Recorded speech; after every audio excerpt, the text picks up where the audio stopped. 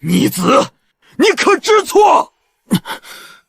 父亲，我与灵月是真心相爱，求父亲留伯父成全。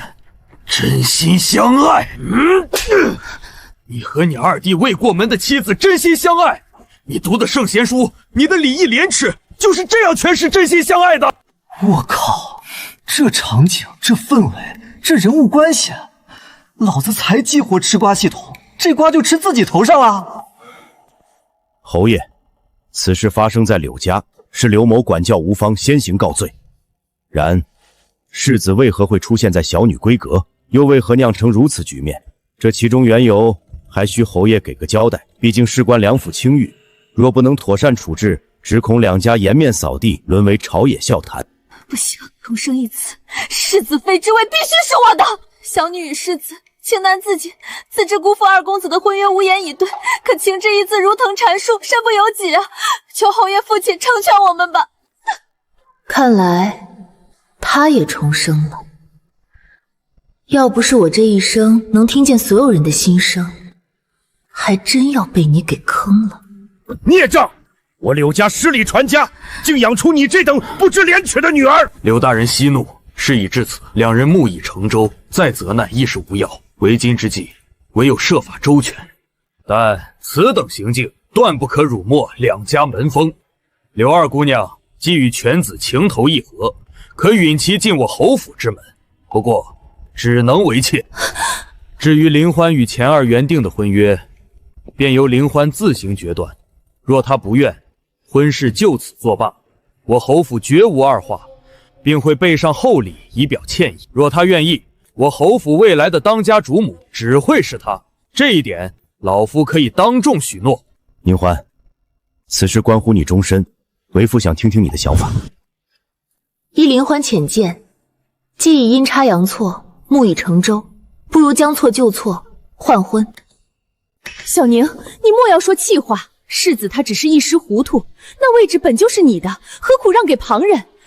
侯夫人误会了，柳家失礼传家，若将二女同下一夫，岂不成了卖女求荣、罔顾伦常之辈？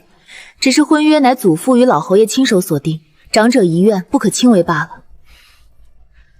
如今阴差阳错，木已成舟，依林欢浅见，换婚已是全了两家颜面，亦不违祖训的最妥之法。咱家的臭小子又要有媳妇儿了。林欢，你若不愿，为父绝不勉强。这毕竟是你的终身大事，还需慎重考虑。父亲放心，我看二公子人也不错，女儿嫁过去定然不会受委屈。但这一世，世子夫人的位置终究是我的了。系统，这现场吃瓜能结算多少点数？怎么也得有个300-500吧，毕竟我是核心苦主之一啊。话说柳大小姐真要做我媳妇，不过她图啥呢？我爹娘是挺好相处，但我俩身份不太匹配。难不成真是看我长得帅，见色起意？这人也是真够自恋的，不过也算有趣。妍儿，你当真不后悔？娘，您不懂，女儿走的这条路才是通天大道。可那终究是妾室啊，侯府门第森严，你以这般方式进去，主母李氏岂会给你好脸色？那柳宁欢虽嫁了二房，却是正妻，日后你见了她，亦是要行礼的。娘，您信我，赔钱绝非池中物，不出10年，他必会立下赫赫战功，官拜大将军，爵封魏国公。而我只要牢牢抓住世子的心，生下长子，台政指日可待。到那时，我便是国公夫人，区侯府二房的正妻，又算得了什么？嫣儿，你怎就那么笃定？娘只需记住，女儿选的这条路绝不会错。您且等着，待女儿成了国公夫人，定将您风风光光接出刘府，让您再不必看任何人脸色，不必对任何人卑躬屈膝。重生一次，竟只学会了如何爬床，如何算计男人，如何争夺后宅那方寸之地吗？如此眼界，如此格局，可笑。瞧瞧这嫁妆，怕是把半个刘府都搬来了吧？嫁的不过是二房公子，这般阵仗，柳家真是疼女儿。你懂什么？越是这般，越说明柳家看重这姑娘，往后在婆家，任谁也不敢轻办她半分，这是给姑娘撑腰呢。凭什么？前世柳凝欢出嫁时虽也风光，但何曾有过这般令人瞩目的阵仗？这一世明明我已经抢走了她的正缘，凭什么她还能如此张扬夺目？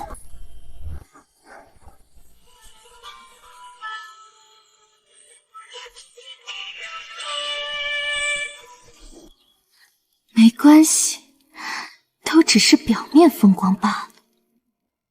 姐姐，你就好好享受吧，别说未来，今晚你可能就笑不出来了。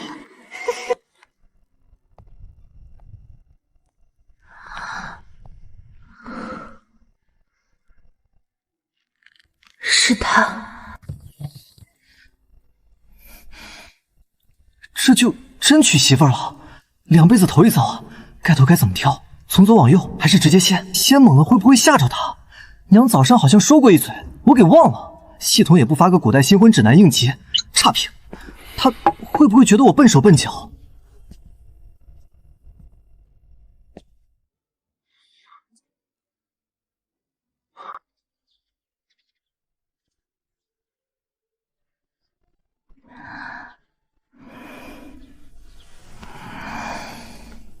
该起了，今日需向祖母、父亲、母亲请安敬茶，误了时辰不好。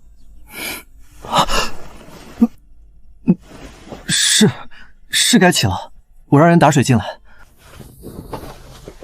孙儿孙媳给祖母请安。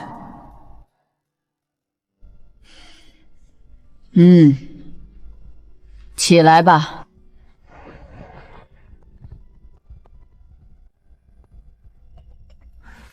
孙媳林欢给祖母敬茶，愿祖母福寿安康，松柏长青。这姑娘敬茶的动作一丝不苟，也不见半分畏缩讨好，倒真有几分风骨。好孩子，既进了裴家的门，往后便是裴家的人。望你与慈敬相敬相惜，和睦持家。孙媳谨记。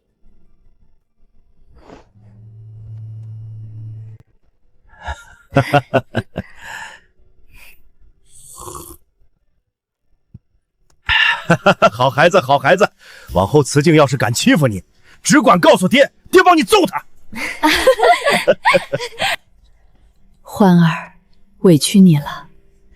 往后这儿就是你的家，万事有娘在，谁也不敢给你气受。多谢父亲、母亲。得，家庭地位减一，这还没怎么着呢，爹娘胳膊肘就拐到媳妇那儿去了。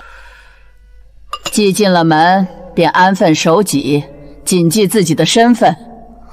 是，你既以妾室之礼进门，便该明白自己的本分。侯府有侯府的规矩，世子院有世子院的体统。往后好好伺候世子，安分守己，莫要想些不该想的，做些不该做的。不日，侯府自会为灵儿相看正妻。待正妻进门，你亦须谨守妾室本分，尽心侍奉，不可有半分逾越。你可明白？妾身明白。事情既已落定，便不必再多说，散了吧。不对，又对不上了。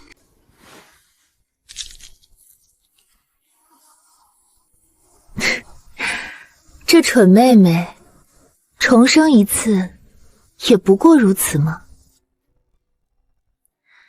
娘子，相公怎么了？娘子，我有件礼物想送你。这便是他那日心里念念叨叨的定容丹。相公，这是……前些日子我在城外遇着一位仙风道骨的老道长，他说与我这张脸有缘。道长说不忍见我这般俊朗如棉，随岁月逝去，便赠了我一瓶丹药，名为定颜丹，服下一粒可保100年容颜不改。这丹药便赠与娘子。老道长竟有这般奇人，不知是哪座仙山的高人？这个道长仙踪缥缈，未曾提及来历，只说缘来则聚，缘尽则散，日后有缘自然还会相见。哈哈，娘子应该会信吧？那妾身便多谢相公了，这份礼物我很喜欢。娘子喜欢就好。相公，容颜不改固然令人心动，可比起百年不变的容貌，林欢更愿与相公岁岁年年同心同德。好，岁岁年年同心同德。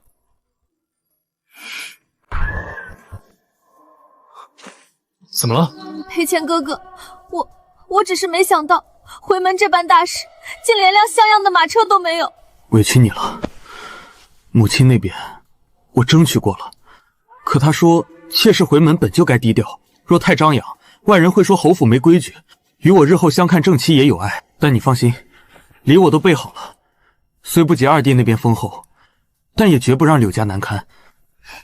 但日后我定补偿你。凭什么？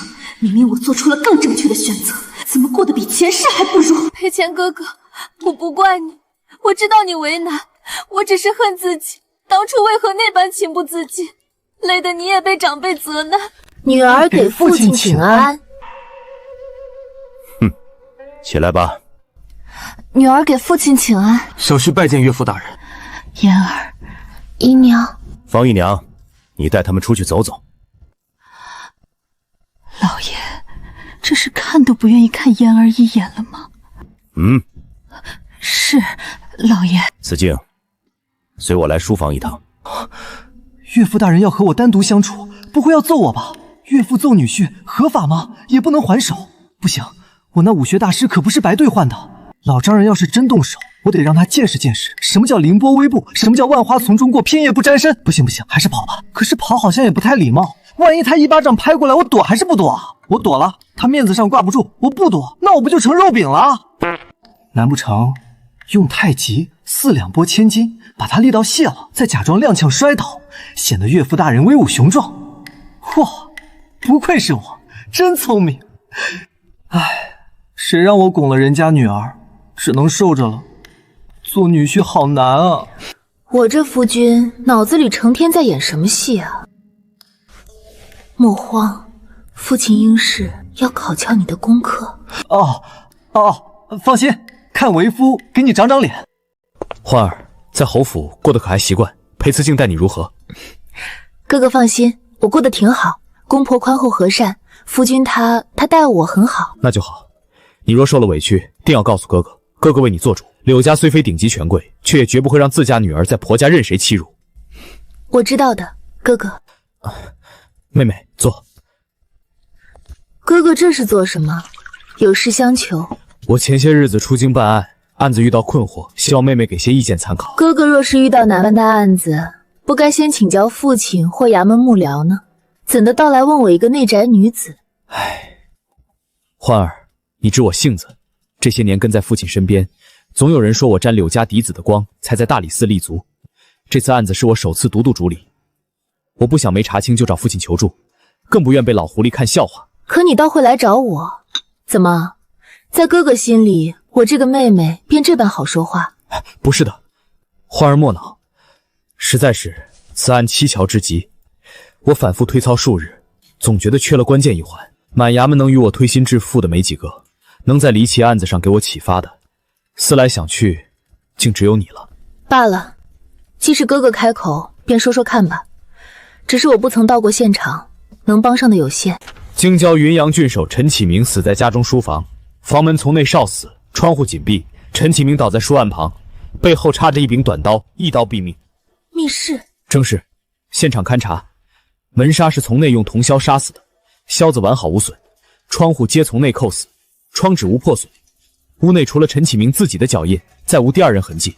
而更蹊跷的是，陈启明死前曾与郡丞赵文焕发生激烈争吵，有仆役为证。赵文焕酉时3刻离开郡守府，陈启明戌时左右身亡。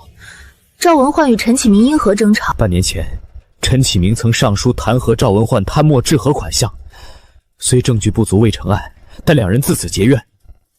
赵文焕有动机，也有时间接近案发时段，但没有定死他的证据。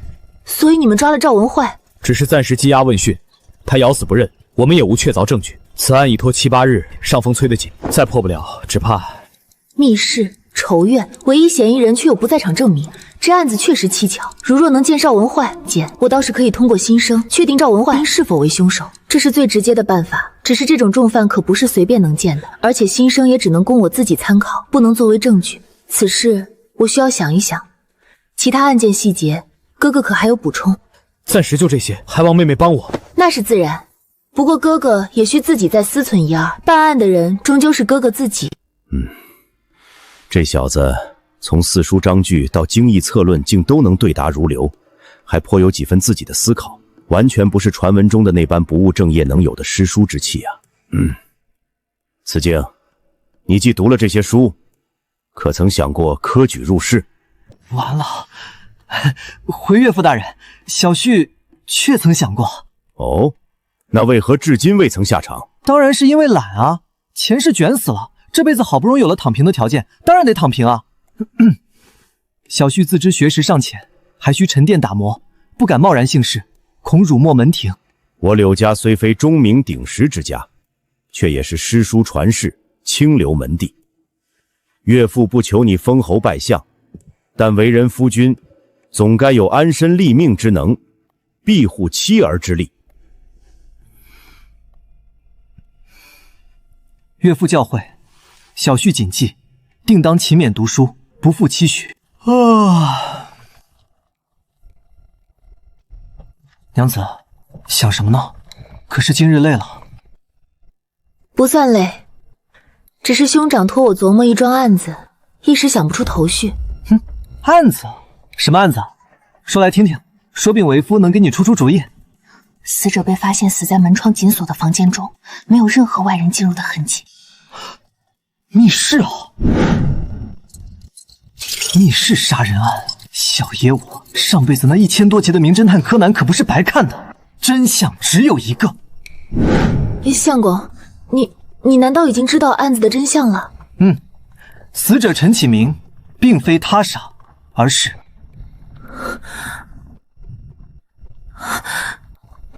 可那刀是从背后刺入，直没刀柄，这如何能是？这正是死者精心设计的高明之处。常人思维定时，背后中刀必是他人所为，但若死者求死之心坚决，只需寻一物将短刀稳稳固定，刃尖朝上，然后自己背对地间向后倒下，如此刀便能垂直刺入背部，伤口走向与倒地方向完全吻合。卷宗上说刀垂直没入即至刀柄，这恰恰符合固定后自扑的特征。若是他人行凶，发力角度很难控制得如此精准。但据兄长所述，现场勘查仔细，书案、椅背乃至梁固皆无可固定短刀的合适之处，也无绳索勾挂痕迹。并非没有，只是那用来固定的东西在完成使命后消失了。是冰。娘子果然聪慧，一点就透，正是冰。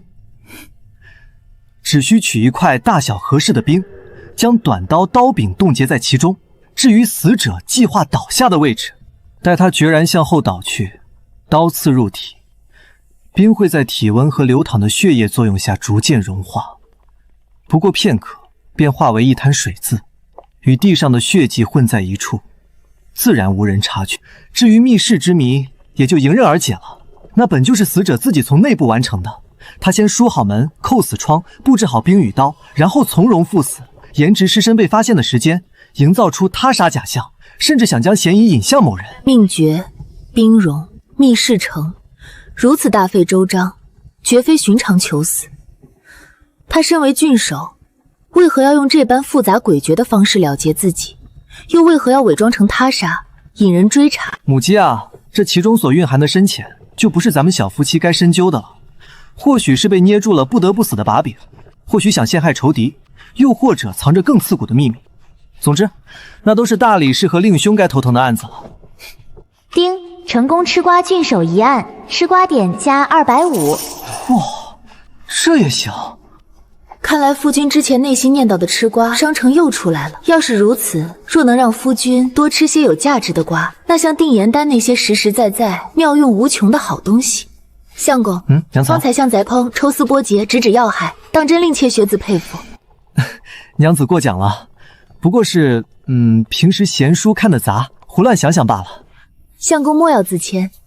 今日在书房，父亲考戳相公功课，似乎对相公颇为赞许。哼，岳父大人问的虽深，但为夫好歹也是认真读过几年书的，总不能给娘子丢脸不是？相公自然不会，父亲为人端年，轻易不夸人。他既肯花时间考磨相公，依您欢浅见，父亲怕是存了心思。父亲虽为文官清流，却并非迂腐之人。他眼见侯府之事，心中对世子怕是已无期待。而相公你虽是二房之子，却也是侯府血脉，更是他的女婿。若相公愿意进取，走科举正途，父亲定然乐意扶持一二。毕竟柳家与侯府联姻，若连的是个有前程的女婿，与柳家与我们夫妻都是好事。来了，终究还是绕到这事儿上来了。娘子，你看那朝堂之上，表面光鲜，底下却是暗流汹涌。老皇帝年事已高，几位皇子明争暗斗，文官集团与勋贵势力彼此倾轧，新旧党争更是从未停歇。这个时候进去，无异于将自己投入漩涡中心，一步踏错，便是万劫不复。为夫没什么雄心壮志，只想守着爹娘，守着你，过点安稳太平的小日子。侯府这棵大树，咱们就在树下乘凉，不好吗？何必非要去那风口浪尖上搏命？相公所言，妾身明白。安稳度日确是福气，妾身也并非一定要相公去搏什么功名利禄，只是相公，你想在侯府的树下乘凉，可曾想过这棵树它自己是否一直都能那般稳固茂盛，是否能一直为我们遮风挡雨？威远侯府如今看似显赫，可撑起门楣的似乎只有侯爷一人。公公他性子宽和，于仕途经济上并无太多建树。至于世子，我靠，我怎么把这茬给忘了？侯府的将来是要交到赔钱的货色手里的，不行，把侯府交到他手里，那不完蛋了。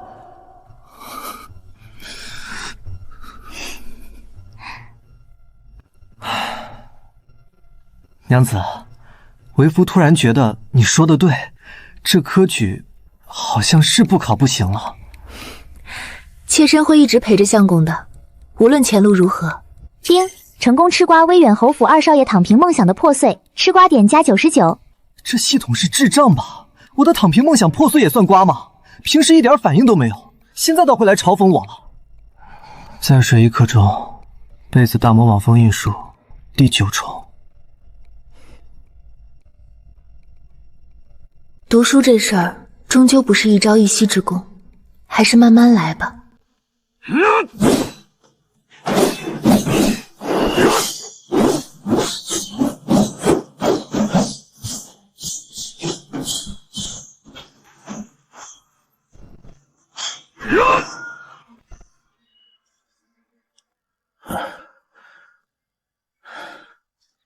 世子呢？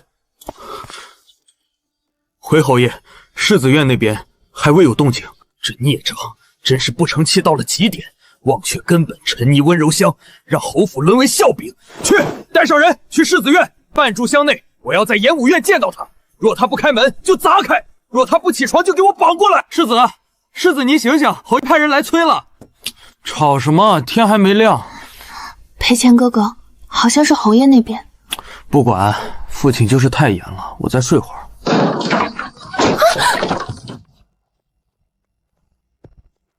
世子，侯爷有令，请您即刻前往演武院。放肆！谁准你们闯进来的？滚出去！侯爷说了，若世子不起，便绑过去。属下等奉命行事，得罪了。你们敢！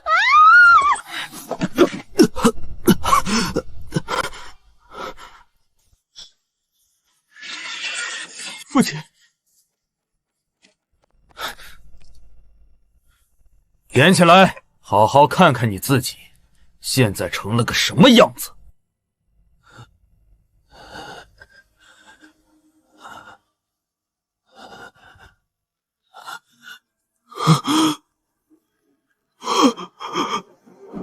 看清楚了。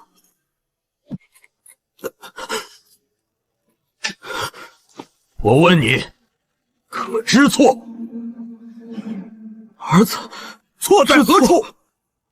哼，不说话，那我替你数数：一错，罔顾人伦，与弟未婚妻苟且，败坏门风；二错，新婚送艺，沉溺女色，忘却裴家立身之本；三错，晨练懈怠，目无尊长，连为父传诏都敢置之不理。你说，这3条可有哪一条冤枉了你？儿子不敢辩驳。哼哼，不敢看你敢得很。为了个女人，你还有什么不敢的？从今日起，每日卯时3刻，准时到演武院练武2个时辰。若再敢迟误，军棍伺候。还有，每日午后去祠堂跪1个时辰，静思己过。是。最后，从即刻起，你不仅再踏入柳如烟的院子半步，在你真心悔过之前，你与她不得相见。父亲，怎么舍不得？儿子只是觉得如烟她毕竟已是儿子的人，这般冷落恐伤他心。伤他的心？那你可知你这些时日所作所为伤了多少人的心？你母亲、你祖母，还有你二弟的心。儿子遵命。下去吧，今日起你好自为之。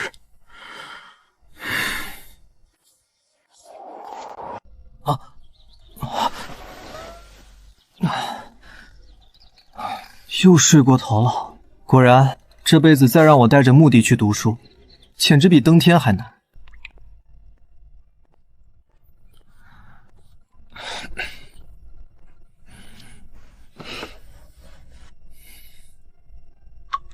相公醒了，先用膳吧，还温着。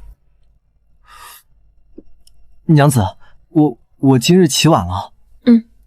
相公今日读书辛苦，多睡会儿也是应当的。你身子本来就弱，娘子一定对我很失望吧？相公，妾身有句话，不知当讲不当讲。娘子请讲。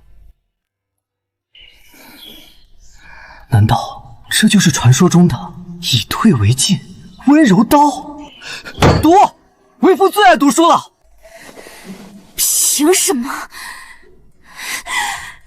侯爷吩咐了，莫要再狐媚惑主，莫要再不知廉耻。这个老不死的魏远侯，我们夫妻之间的事，他一个当公公的，凭什么管这么宽？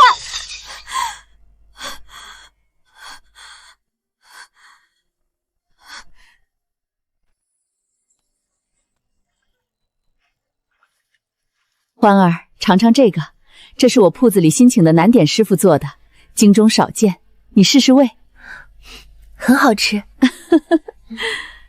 喜欢就好，我让他们日日往你院里送。母亲太破费了。破费什么？咱家别的不多，就钱多。你公公不败家，我娘家海上生意越做越大。总之，你嫁进来，银钱用度上绝不让你受半点委屈。想要什么，只管跟娘说。儿媳什么都不缺，母亲待儿媳已经极好了。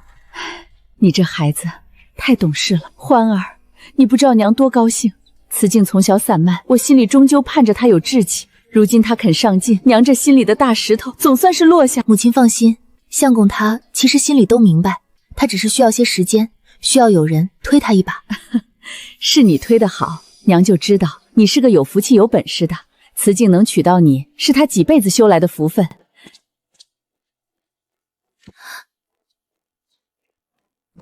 这些啊，是我娘家送来和我自己淘换的物件，你看看喜欢哪样随便拿，都拿走也行，反正娘年纪大了也戴不了，放着也是白放。母亲，这太贵重了。贵重什么？首饰不就是给人戴的？娘给你的你就拿着，咱们二房不能让人小瞧了去。尤其是那个柳如烟，哼，她不是爱显摆吗？花儿，你日后就带着这些，好好让她瞧瞧什么才是真正的底气。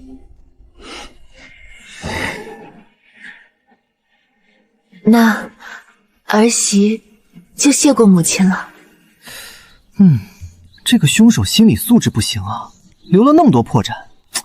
用砒霜太没创意了，这个密室手法还不如陈静手那个冰刀巧妙呢。丁，成功吃瓜兄弟齐强田产案，秘方毒杀亲侄案，装神弄鬼连环结案，吃瓜点择佳。哇，原来研究这些陈年旧案推断真相也算吃瓜，这是要发财啊！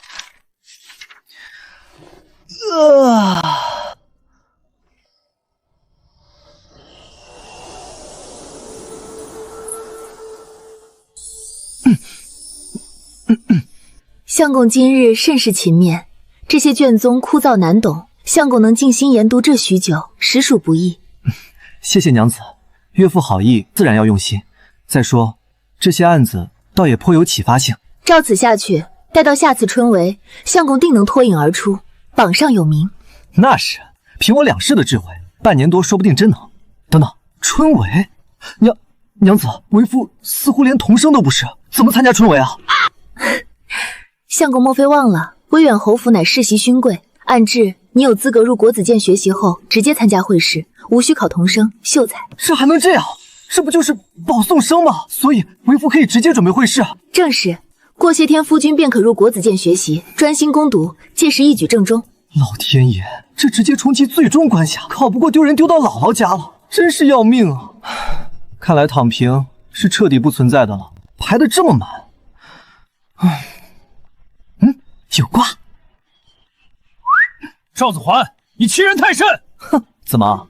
醉月楼的姑娘是你家养的，你包的我包不得？我什么我？嫣儿早是我的人，你明知如此还连抱一跃，当众打我脸，你！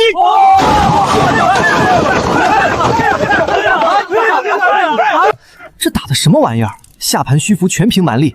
左边那个揪头发算什么本事？捅他肋下呀！右边那个只顾护脸，膝盖往上顶啊，痛击乱肋。这2人打得这么难看，丢不丢份儿？真是丢死个人了。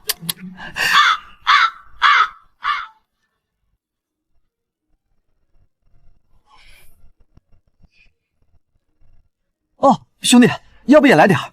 刚炒的5香味，可香了。嘿，我就说嘛，吃瓜群众是一家，这准头也太差了。对，揪稳了，趁他缩脖子那下，膝盖往上顶。对，就那儿胃部，保管他半天喘不上气。有点意思。在下裴慈敬，不知兄台怎么称呼？黄玉，原来是皇兄，失敬失敬。这气度绝非普通人，不会是微服的皇子吧？惹不起，还是保持距离为好。皇兄，今日一同观摩甚是有趣，小弟初来乍到，还需熟悉课业，这就先行一步了。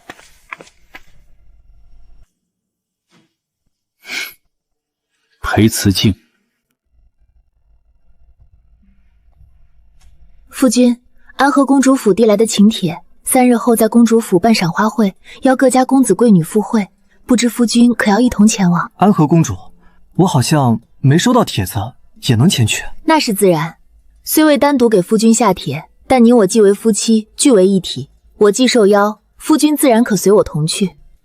赏花会啊，到时候肯定很多公子小姐吧？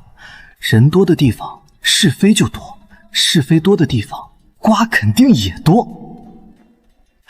这是常例，那我必须陪娘子一起。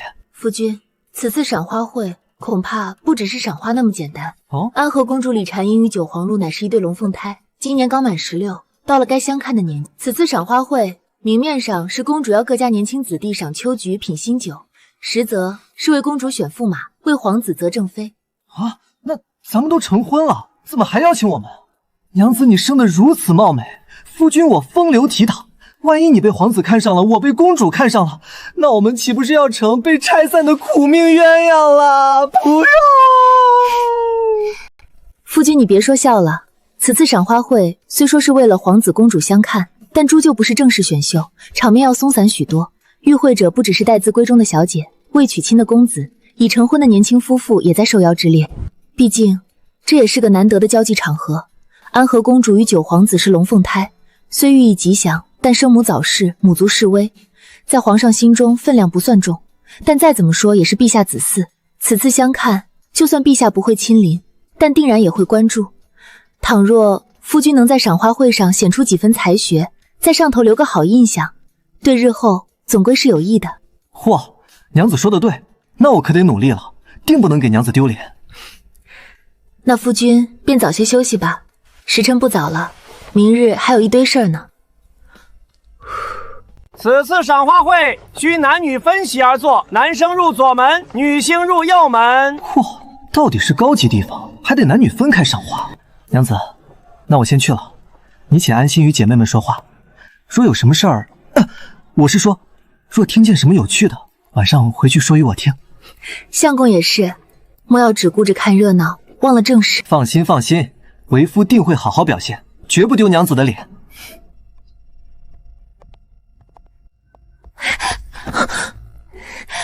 欢姐姐，你可算来了，我想死你了。多大了，还这般毛毛骚骚的？我这不是想你了吗？自打你出嫁，咱们都快2个月没见了。让我看看，咱们的柳大美人嫁人后是胖了还是瘦了？是更美了还是被搓磨了？欢姐姐，我都听说了，那位远侯世子简直不是个东西，还有你那庶妹，一对狗男女，害得你嫁去了二房。那裴慈敬我虽没见过，但也听说过，不过是个普普通通的侯府公子，文不成武不就的，整日就知道闲逛。姐姐你这般品貌才华，嫁给他简直是明珠蒙尘，黄鸟入巢穴，太委屈了。田儿，这些话以后莫要再说了。嫁入二房是我自己的选择。公婆宽厚和善，夫君他待我极好，尊重我，体贴我。侯府二房清静自在，没有那些乌烟瘴气的争斗，这样的日子我很知足，也很欢喜。旁人或许觉得是低价，但日子是自己过的，好不好我自己知道。果然嫁出去的女儿泼出去的水，嫁出去的好姐妹也是泼出去的水。这才多久啊，就满心满眼都是夫君了。我说句公道话，倒成了我的不是了。我的心被伤到了。你呀，哭的也太假了。我不管，反正我的心被伤到了，没点赔偿是过不去了。欢姐姐，喏，这个算赔礼，够不够？姐姐，你来真的啊？我开玩笑的，这太贵重了，我不能要。收着吧，这样的东西我还很多，都是婆婆送的。她总说我年纪轻，该多打扮，塞了我满匣子首饰，我一个人哪里带得过来？这只最衬你，早想送你了。欢姐姐，你婆婆对你可真好。是啊，她待我是真好。今日秋光正好，菊韵悠长，邀诸位姐妹前来同赏。一则为怡情悦性，二则也是难得相聚之机，大家不必拘束，只当寻常家宴便好。我靠，这么多人！九皇子驾到！这九皇子怎么瞧着有点娘里娘气的？就是这脸色怎么如此差？殿下可是又腹痛了？诸位免礼，今日秋高气爽，菊花正艳，本是赏心乐事，不必因本王在此而拘束，大家随意便是。这九皇子不对劲，非常不对劲。那通身的气度，那行走的姿态，那说话时眼波流转的韵味，还有方才腹痛发作时那神态，与娘子来亲亲时一模一样，没有喉结，一点凸起都没有。这九皇子该不会其实是个公主吧？丁，成功吃瓜，皇室秘闻，九皇子竟是女儿身，吃瓜点数加2599。九皇子李成禄当真是个女儿身啊？可这怎么可能？皇室子嗣出生，必有稳婆、太医、宗人府官员在场，验明正身，记录在案，绝无可能出错。除非是先天假两性畸形。裴公子，皇兄，真是巧了，又在此处遇见。这人什么时候过来的？因为没听到我说啥吧？我见裴公子方才凝视九皇子许久，神色似有凝思，可是绝甲九皇子身上有何不妥之处？不妥？何止是不妥，这简直是核弹级别的不妥！皇兄说笑了，我只是见九殿下方才面色骤白，似有不适，服了药才好些。在下略通岐黄，见此不免多看了两眼，心下有些担忧罢了。哦，是吗？裴公子，明人面前不说暗话。你方才看九皇子的眼神，绝非寻常忧虑。你若能将所见不妥之处如实告知于我，不论此事牵扯多大，背后有何隐秘，我以性命担保，绝不让你因此事损及分毫。非但如此，我欠你一个人情，只要不违律法，不被人伦，在我力所能及的范围之内，可为你办一件事。果然，这黄玉的身份不简单啊！我靠，不会是六皇子李成玉吧？皇宫中所有嫡子中，带玉的可就只有他了。那我更不能说了。我只是听闻，九皇子殿下与安和公主乃是一对双生子，两人生的可谓是一模一样啊！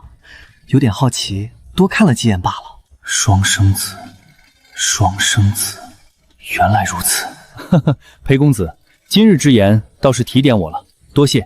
这个玉牌就当做谢礼了。啊，我说什么了？他一副啥都懂了的样子。此物太贵重了，皇兄还是算了吧。小小物意，没那么值钱，只是我很欣赏你这个朋友。有了此物随身，你日后若是寻我，会方便许多。回见。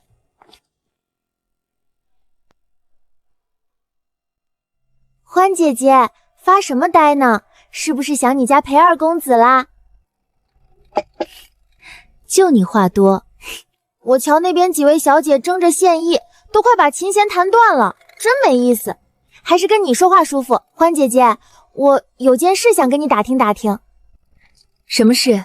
你直说便是。就是想问问你家兄长柳大公子，他可曾婚配了？哎呀，羞死人了！我才多大呀，娘娘就让我帮忙打听这个，当什么媒婆拉什么红线呀？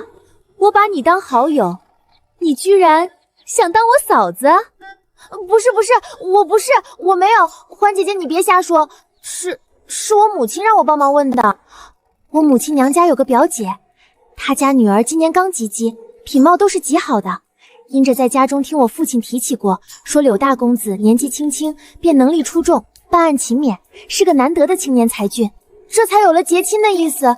我母亲也是受人所托，这才让我私下问问。欢姐姐你可别误会。原来如此啊，这事我得先问过父亲和兄长的意思。不过兄长这些日子确实忙着一桩案子，怕是抽不开身。待这阵子过去，我再跟你回话，可好？那是自然，我也是受母亲所托，问问罢了。欢姐姐不必为难。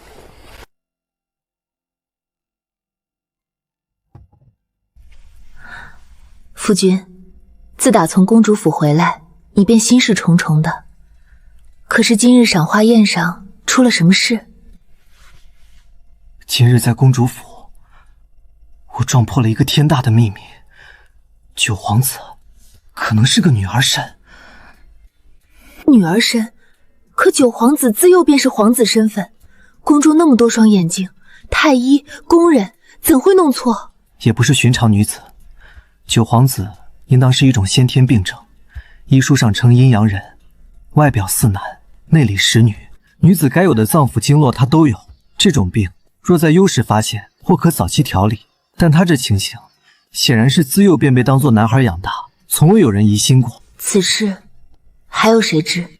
太医院应当有人知晓，毕竟是男是女，脉象是骗不了的，但无人敢说。今日九皇子突发腹痛，实则是女子天归之痛。我观其形貌脉象，心中起疑，多看了两眼，不料被六皇子瞧见了，便询问我可是发现什么奇怪之处。我哪敢说呀，便以没见过双生子的理由糊弄过去了。不过那六皇子听见双生子三个字，好似被提点了一样，还解下腰间玉牌赠予我呢。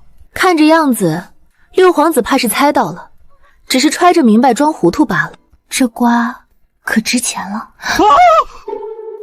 我靠，这瓜虽然值钱，但它要命啊！若被牵连进去，怕是有100条命也不够啊！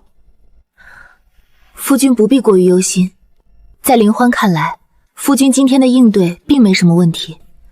六皇子的突然出现，并不是谁能够控制。据夫君所言，这六皇子并非行事鲁莽冲动之人，他既已知晓，后续必会有所安排，或暗中寻医为九皇子诊治，或设法遮掩。总之，此事多半会被控制在极小范围内处置，他不会让此事闹大。当真？为何？因为闹大了，于他、于九皇子、于整个皇室都是有百害而无一利。六皇子是聪明人，聪明人不会做损人不利己的蠢事。六皇子既已承你的情，又赠玉佩为信，便是明明白白告诉你，此事他接下了，后果他担着，我们只需闭口不言，便可平安无事。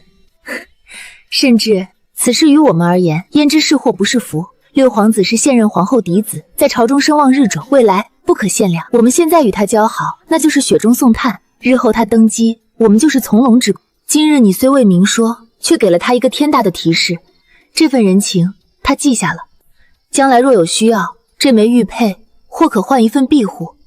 当然，前提是我们真的能守口如瓶。娘子说的是我想差了，总想着最坏的结果，却忘了这世间事从来福祸相依。不过逃跑路线还是得琢磨琢磨，有备无患嘛，不怕一万就怕万一。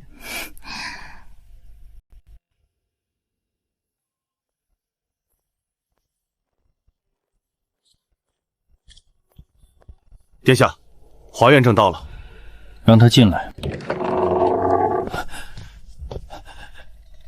老臣华元参见六殿下。免礼，华院正深夜前来，辛苦了。不敢，能为殿下效力，是老臣的荣幸。今日请华院正来，是想问一问九皇帝每月腹痛的隐疾。回殿下，九皇子此症实乃先天肾气不足，肝木郁结，加之寒凝血瘀，每逢……华院正，你确定你没有什么其他想说的？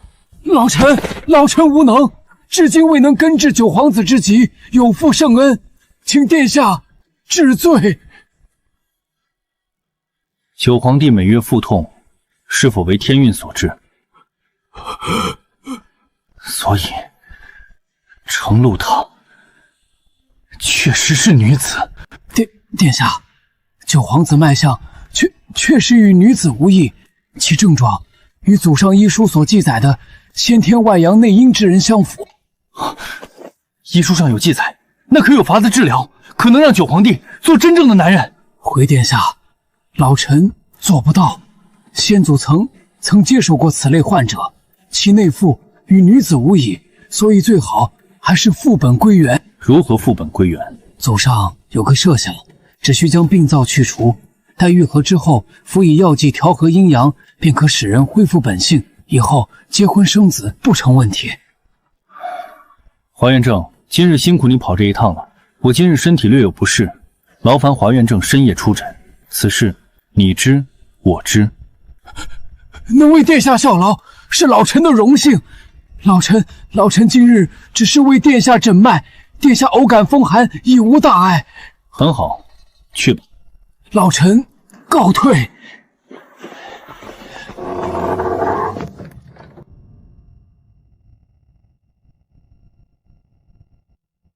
玉儿今日来得早，可用过早膳了？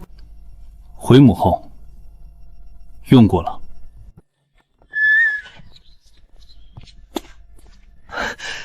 六哥，你怎么在这儿？你看，这些都是昨日赏花会上大家送我的画像，我觉得还不错的世家公子画像，你也到场了，可要帮忙参详参详。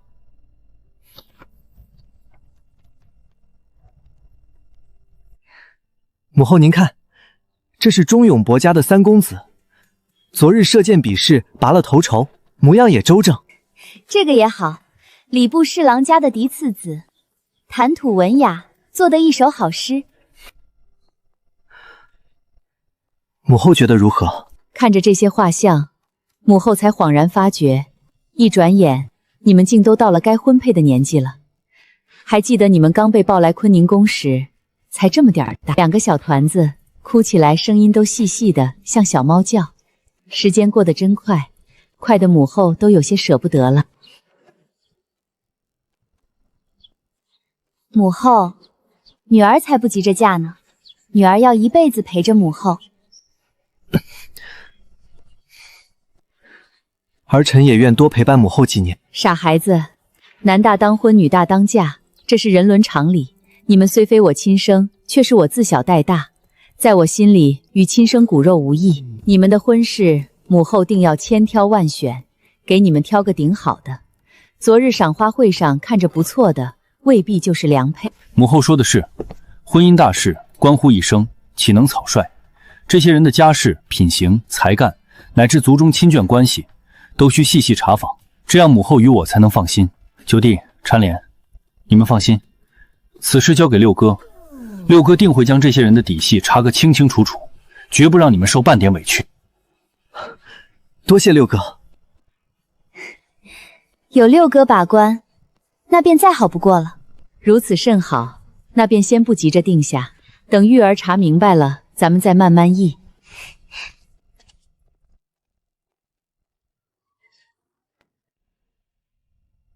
说吧，究竟何事？须得这般拖延程璐和禅阳的婚事？母后，若儿臣说，程璐她其实是女子，您信吗？我信。其实母后早就觉得老九那孩子娘们兮兮的，站没站相，坐没坐相，说话做事总透着一股子娇气。我亲自教他骑射，教他习武健身，就为了他能多点男子气概。可教了这么多年，怎么教都教不过去。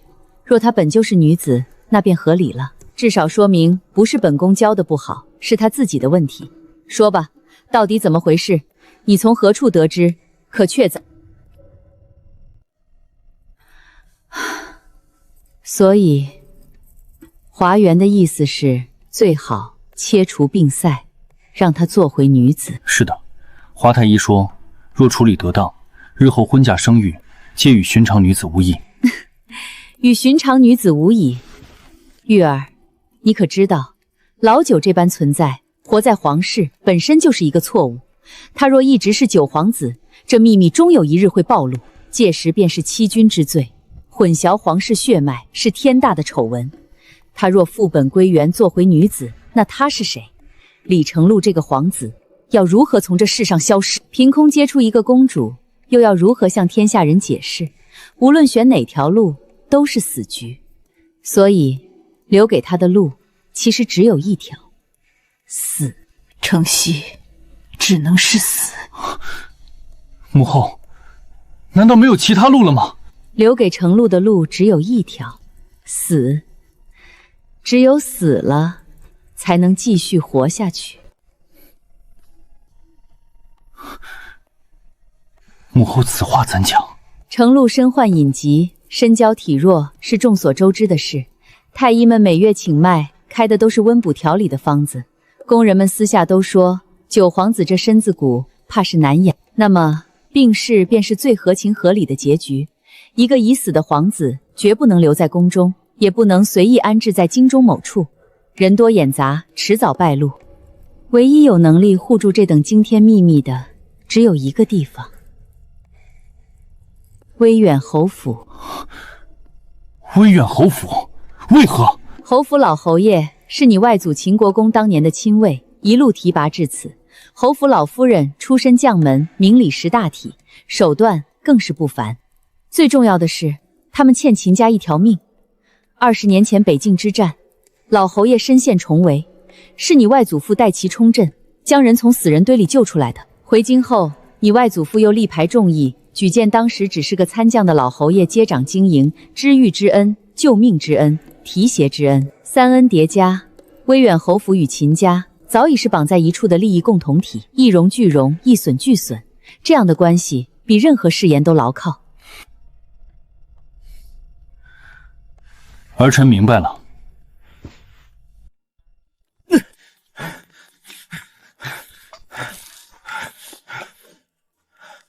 逆子，你还敢跑？父亲，儿子不跑，难道要站在原地挨打吗？你还敢顶嘴？上次相看为什么不去啊？明明定好了时辰、地点，人家姑娘家在茶楼等了你整整1天，你倒好，连个人影都没有。父亲息怒，儿子那日在衙门思考案权，一时入了神，错过了时辰。案情，又是案情，你还想着那件案子？陈启明案，大理寺已经结案了，你还想怎样？案子，你总不能和案子过一辈子吧？父亲说的对，也不对。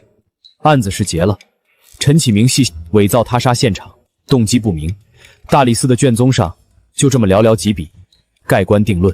孩儿心里过不去，陈启明堂堂一郡郡守，为何要这么做？为何要选在密室？为何要用那种复杂的手法伪造他杀？背后到底藏着什么？这些日子，孩儿无时无刻不在想着此事。明轩啊，为父知道你在大理寺任职，将来会遇到无数案子，可你要明白，不是每个案子都能查个水落石出的。也不是每一个谜团都要有结果，有些事该结案就结案，有些谜该放下就放下。既然大理寺已经定了性，后续也不是你负责，你又何必继续花心思自寻烦恼呢？而且，就算你真想查，那商看的日子，你总该去吧？让人家姑娘白白等一天，这是礼数吗？这是柳家教你的规矩吗？儿子，知错。哼，知错？那你可认错？儿子认。认了就好，不过认错归认错，该罚的还得罚。明日青云观，你再去相看一次。父亲，儿子怎么又想推脱？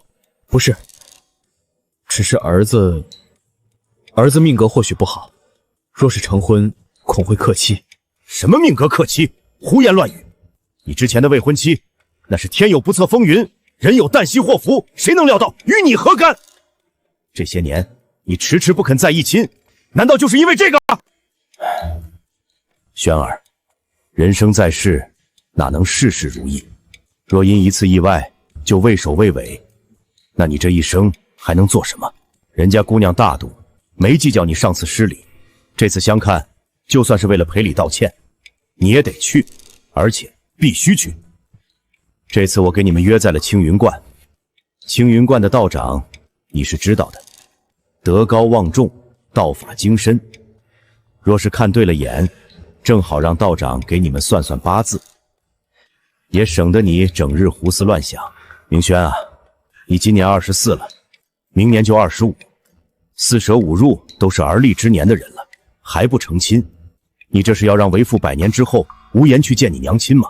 儿子，明白了，明日青云观，儿子会准时赴会。这还差不多，不过为了以防万一，明日你妹妹宁欢会来接你，亲自押着你去青云观。啊，父亲，这不至于吧？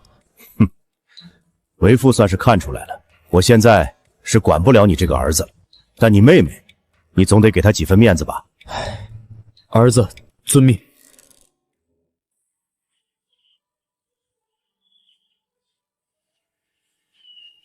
相比可以一路坐车抵达门口的大相国寺，这青云观，我怀疑他们是故意把路修成这样。为何？为了防人，防那些不是真心来上香，只是想来凑热闹、逛景色的闲人。这一路走上去，体力不好的、心思不诚的，走到半路就打退堂鼓了。能坚持走到观里的，多半是真有求于神佛，或是诚心修道之人。如此一来，观里清静，香火却不会少。因为来的都是虔诚之人。歪理，是不是歪理？大舅哥，走走便知。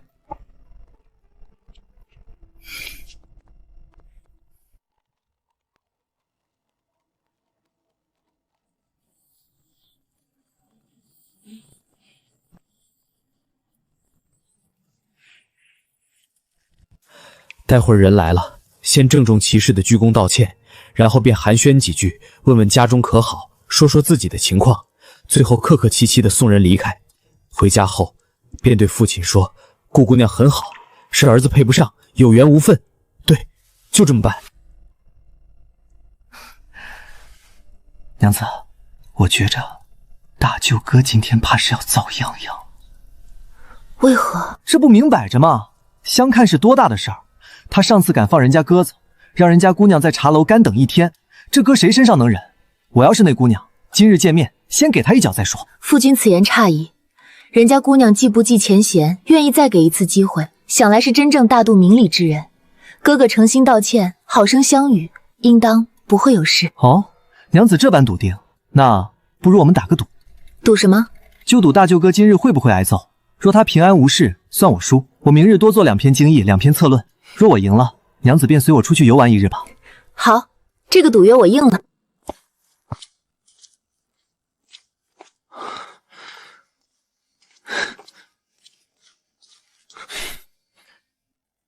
顾姑娘，在下柳明轩，上次茶楼之约是在下失礼，让姑娘空等1日，今日特来赔罪，还望姑娘海涵。柳公子，你知不知道，在蜀州放姑娘鸽子要挨刀子的？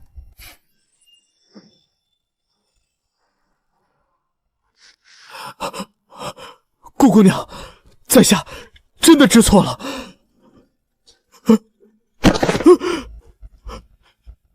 顾姑娘，上次爽约是在下不对，但在下并非故意轻慢。在下早年曾定过一门亲事，姑娘是青梅竹马，我们感情很好。可婚期定下不久，她就病了，病得很急，不过半月人就没了。后来有人说我命格硬克妻，我本不信这些，可有时候又忍不住会想，若真是我命不好，连累了人家姑娘，所以这些年来我无心再议亲，不是不想，是不敢。我怕再耽误了谁。我想着，若是我失约，姑娘家定然生气，这门亲事自然就黄了。今日来此，一是赔罪，二是想当面把话说清楚。顾姑娘很好，是在下配不上，还望姑娘莫要因我这般不堪之人耽误了良缘。这柳家公子前未婚妻早逝的事儿，我倒听说过，只说是福薄，没想到竟是用情至深，至今未娶，宁可自毁名声，也不愿耽误旁人。品性倒是不错，长得也还算顺眼，今日且放过他。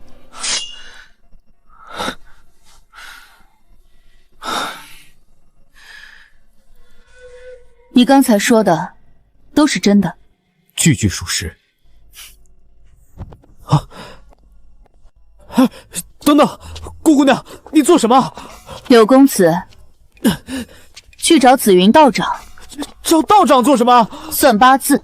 算什么八字？算你我的八字。顾姑娘，在下已经说清楚了，在下命格。我听到了，你说你命硬克妻，巧了，我天命命更硬，我倒要看看你能不能克得动啊！我娘说过，遇到合适的好男人，该出手时就出手。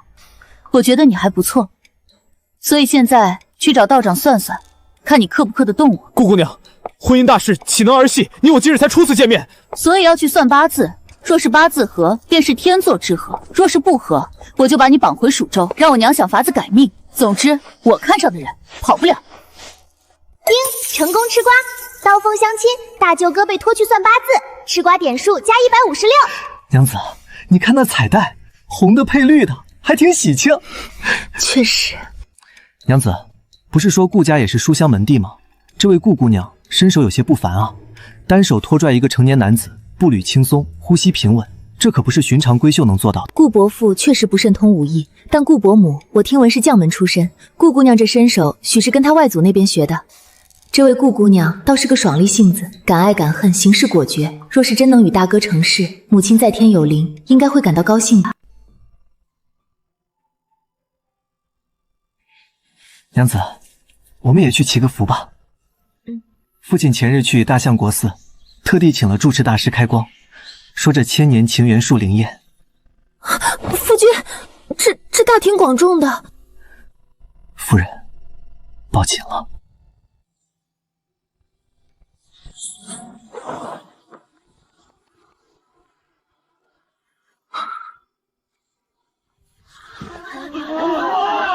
到了。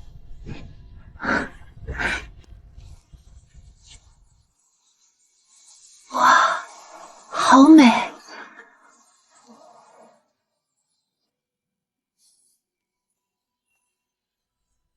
娘子，这下我们的缘分系得牢牢的，谁也抢不走了。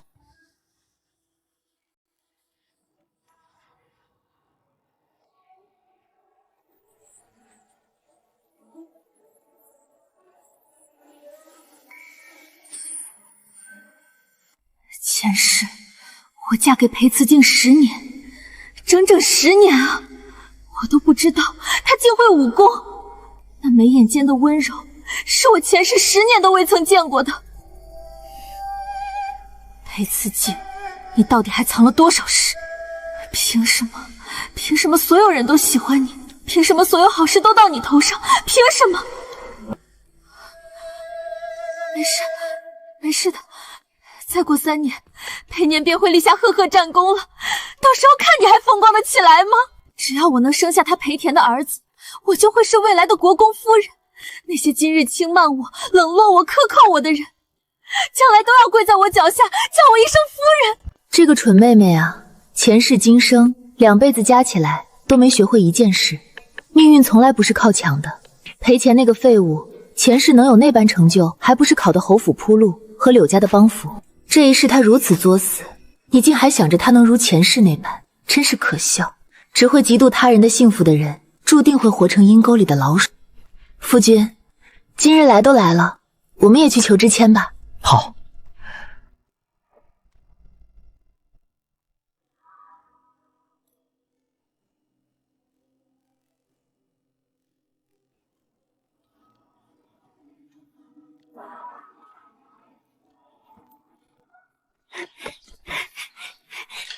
二位施主可要摇支签？本观的签文最是灵现，远近闻名，求姻缘、问前程、补吉忧都极准的。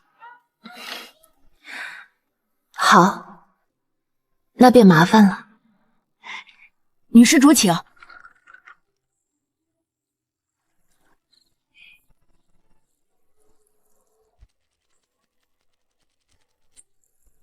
不求大富大贵，只愿此生顺累，夫君平安，家人康健。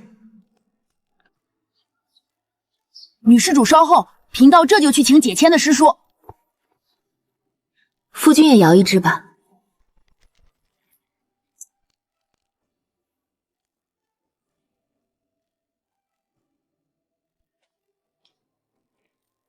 二位施主，这位是闭关的玄真师叔，解签已有30载，最是灵验。女施主，请将签文与贫道一观。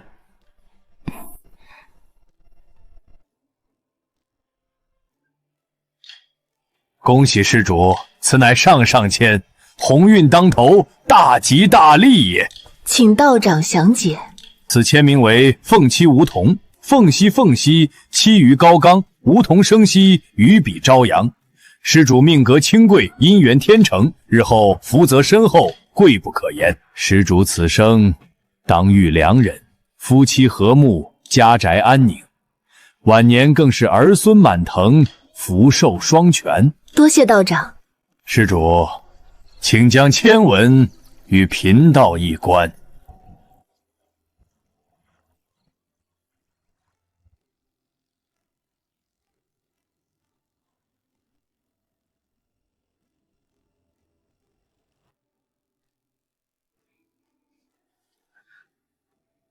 道长，可是有何不妥？这签文不对，贫道解签30载，从未见过这等命格。客从何处来，归向何处去？这是天外之人的命数，此人并非此界之人。天外之人，莫不是夫君前世生活在另一个世界？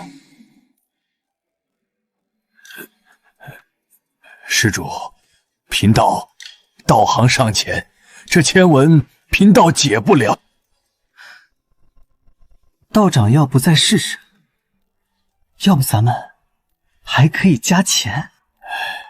施主说笑了，贫道虽解不了，但闭关观主青云子师叔道行精深，或许能为施主解惑。二位请随贫道来。二位请在此稍后，师叔正在接待2位贵客，待客去，贫道便去禀报。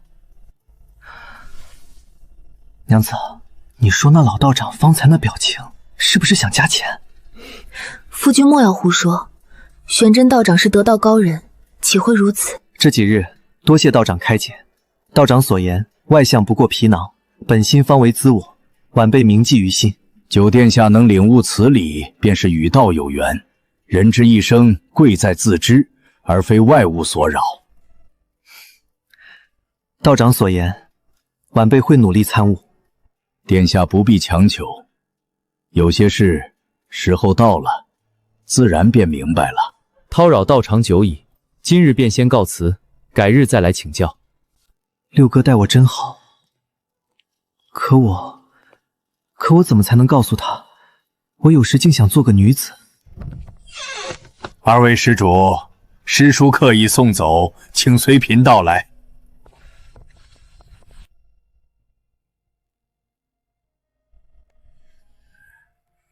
施主，请坐。为什么我听不到青云子的心声？难道是因为他道行太高了吗？这老邓到底在看什么？我脸上有花吗？他那眼神什么意思？我怎么感觉他什么都知道了？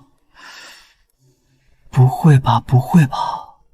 贫道青云子，二位施主酒后了。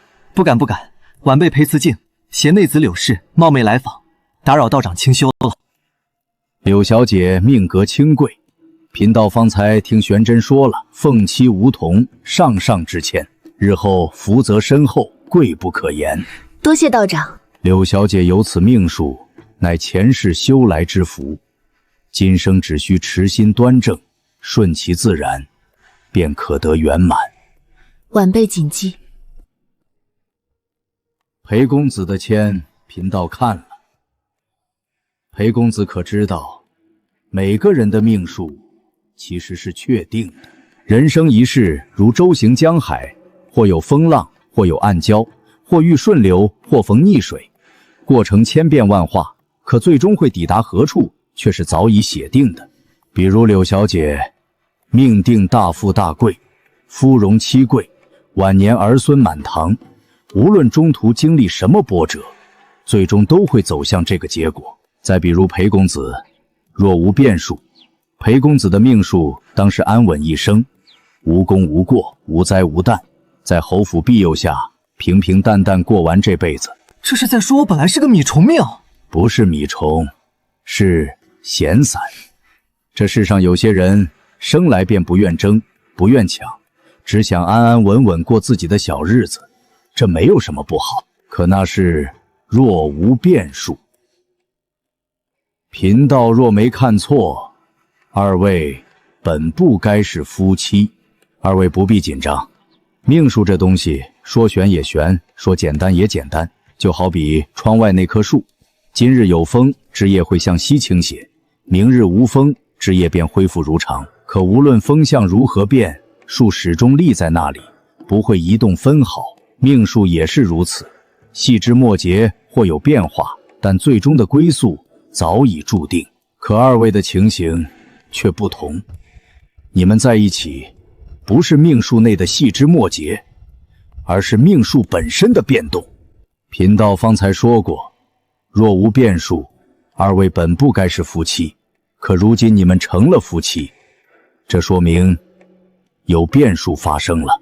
变数发生之初，往往看不出什么，就像往平静的湖面投下一颗石子，石子入水的那一刻，不过激起一圈涟漪，可涟漪会扩散，会越广越大，最终波及整片湖面。而这颗石子最终会激起多大的浪，会扩散到多远，如今已与最初的变数无关了。现在的关键在于你，在于你的心意。裴公子的命数贫道看了，客从何处来，归向何处去。这签文的意思是，你的命数与旁人不同，旁人命数是写定的，而你的命数是随你的心意而变，要看你到底想要走什么样的路。你若想安稳度日，便可安稳一生；你若想大展拳脚，便可成就一番事业。你的命数不在天定，而在人为。裴公子来到这个世界，或许不必小心翼翼，亦可以大展拳脚。我操！这老邓怎么回事？什么叫来到这个世界？他是看出我是穿越者了？不可能吧！穿越者这事连娘子都没说。他一个深山老观里的道士，第一次见面，怎么知道的？靠算的？算命的能算出穿越者？这科学吗？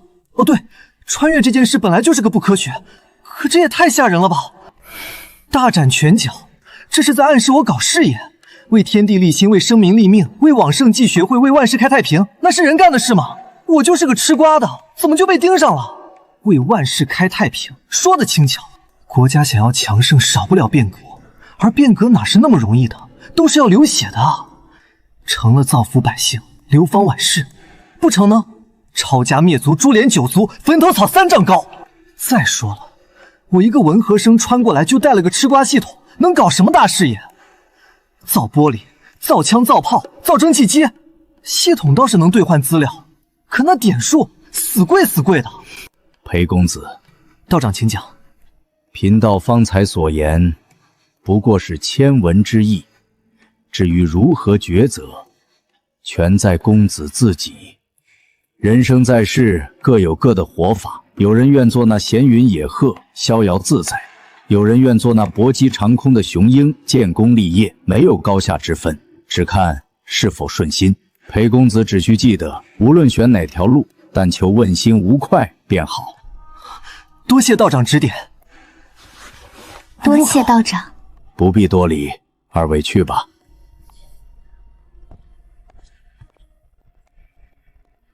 师叔，那2位施主走了。师叔，那位裴公子的签文当真无碍？玄真，你说一个人能改变多少人的命运？师叔的意思是，等着看吧，那颗石子已经投下去了，就是不知道未来能够掀起多大的涟漪，给大钱带来怎样的风浪。六哥是有啥大事，这么急急忙忙的给我喊来啊？连贴身内侍都不让带。唉，不过六哥近日老是带我走访各大寺庙，还说让我不要在意自己的外貌。六哥不会发现什么了吧？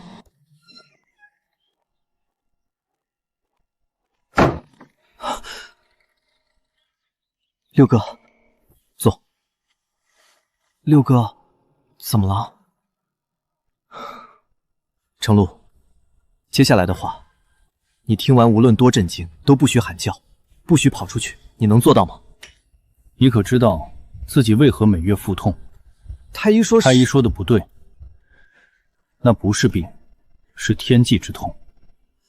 天际？六哥，你莫要与我玩笑。我没有玩笑。太医院院正亲口所说，你脉象与女子无异，你患了先天外阳内阴之病，外表似男，内里实女，是天粹之潮。女子？我是女子，所以……六哥，我真的是女子。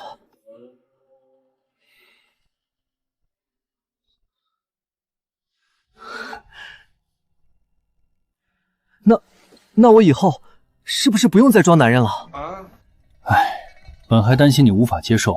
程璐，既然你能接受，那接下来的话你要听好。要想彻底恢复女儿身，你须得切除病灶，但在此之前，你必须死一次。你是九皇子，这个身份容不下女子。若你一直以皇子之身活着，这秘密迟早会暴露，届时不止你性命不保，母后、我、婵娥，所有与你亲近之人都会被牵连。那些盯着我们的人，尤其是其他几位皇兄、皇帝，他们不会放过这个机会。所以，我必须死，让九皇子李成禄从这个世上消失，然后再以另一个身份活下去。这几日正好是你病发之时，我会让华元多来诊几次脉。你表现得严重些，最多7日，便可传出九皇子病兵的消息。母后已经安排好了，假死之药，华元那里有，已在死囚身上试过，服下后可让人气息全无，脉迹断绝，持续3日。3日之后，药效自解。之后，母后会安排人送你出宫。从此以后，你不再是李成禄，你的新名字程璐。程璐，程璐。我记住了。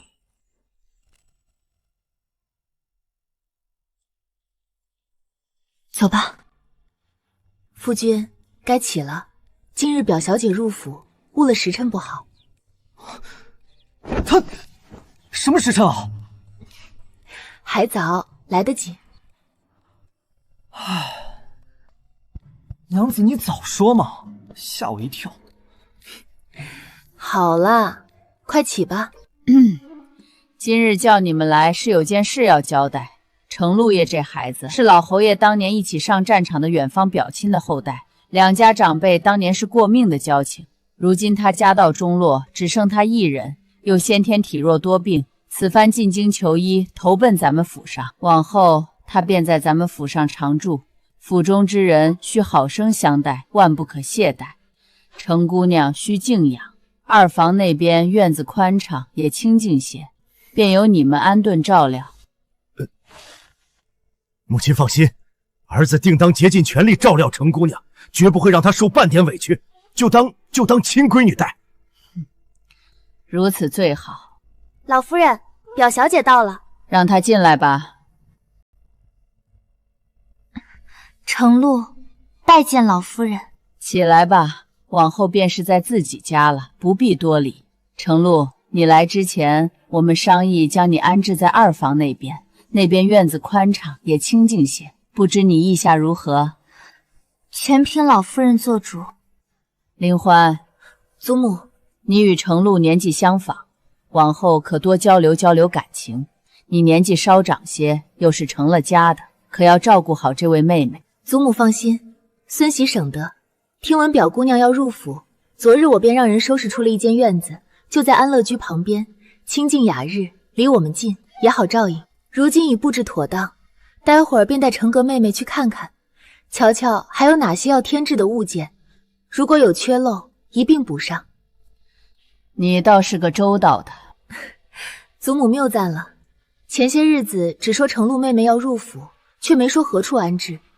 只是孙琦想着，不管妹妹住哪边，都是咱们侯府的客人，二房这边总得备着些。若是住别处，不过白忙活一场；若是住二房，也不至于临时失了准备，让妹妹觉得咱们怠慢了。如此甚好，那程璐便交给你了。是。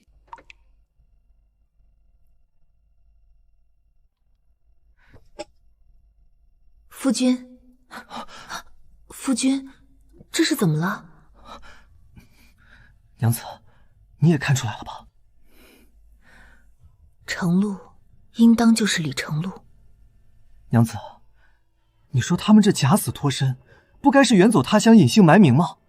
走得越远越好，越没人认识越好，这样才能不留隐患。如今把人塞咱们家里来，这算什么？夫君莫急，此事风险其实并没有你想象的那般大。怎么说？娘子，你莫要宽慰我，那可是九皇子，是假死脱身，是欺君之罪。如今人又被塞到咱们家里来，万一走漏了风声，那可是要掉脑袋的。夫君，你且听我细细与你分说。首先，最难的假死这一步已经过去了。九皇子已经过宫中核验，病逝下葬，死人。夫君可知道这意味着什么呀？意味着他已经不在这世间了。正是，只要再过些时日，等这阵风头过去，世人便会渐渐淡忘九皇子这个人。到那时候，就算程璐光明正大的走在盛京街头，也不会有人把他和九皇子联系起来。为何？因为他是女子，九皇子是男子，程璐是女子，这性别之差便是天堑。至于为何留在盛京，而不是送得远远的，我估摸着，一来是离得近，好照应；六皇子跟九皇子情谊深重，若把妹妹送得远远的，他如何放心？留在盛京也就罢了，非得安置在咱们侯府吗？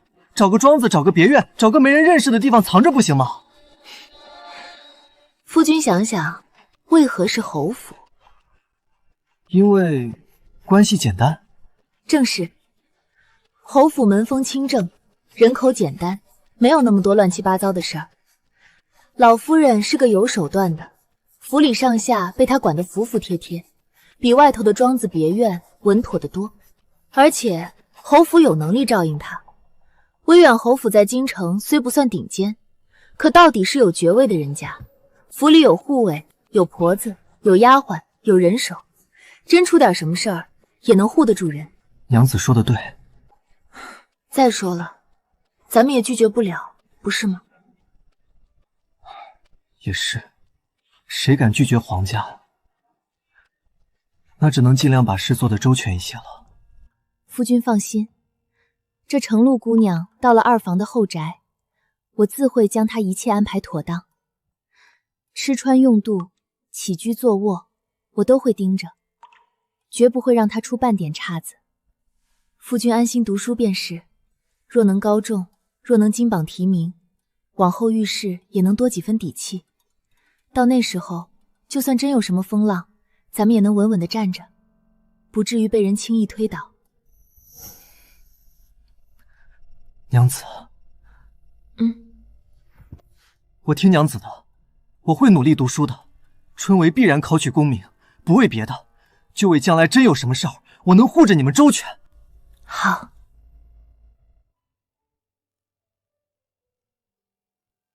今日叫你们来，是有件事要交代。我与侯爷都接到了宫里的帖子，今年的宫宴定在7日后。照例此次进宫可带2人。今年的宫宴就带慈静和宁欢你们2人前去，这几日好生准备，莫要失了礼数。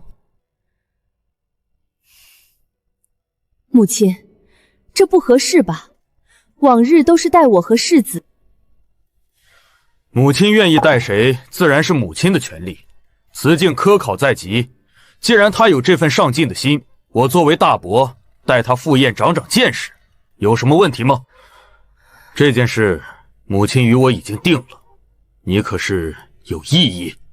我没有异议。此事就这么定了，你2人这些日子好好准备。尤其是慈静，第一次入宫，宁欢要好生教教他，万不可失了礼数。我有这么不正经吗？我就这么让人不放心吗？虽然我平时是散漫了些，但在正经场合，我还是很正经的，好吧？祖母放心，孙媳知道的。这几日定会好好与夫君交代，将宫中的规矩礼仪一一讲明，万不会出岔子。孙儿谨遵祖母教诲。行了，都散了吧。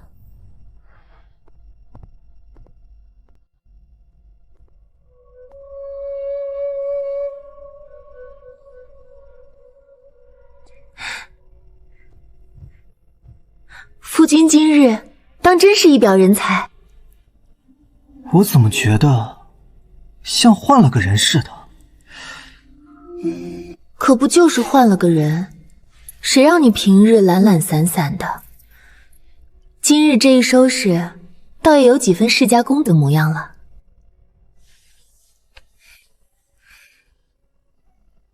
娘子今日也极好看。夫君这张嘴，今日倒是甜得很。二少爷、二少夫人，侯爷传话，该出发了。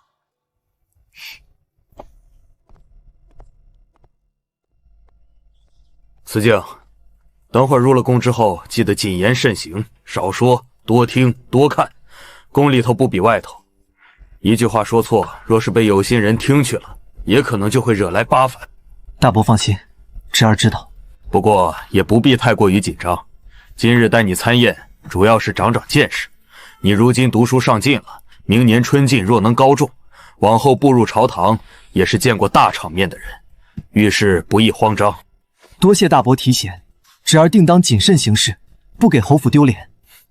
行了，准备好了便出发吧，莫要误了时辰。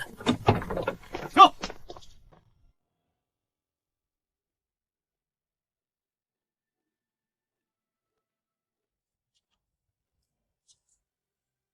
宫宴都布置好了吗？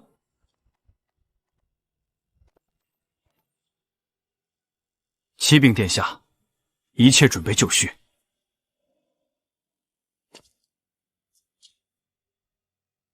今日的事，辛苦你了。起来吧。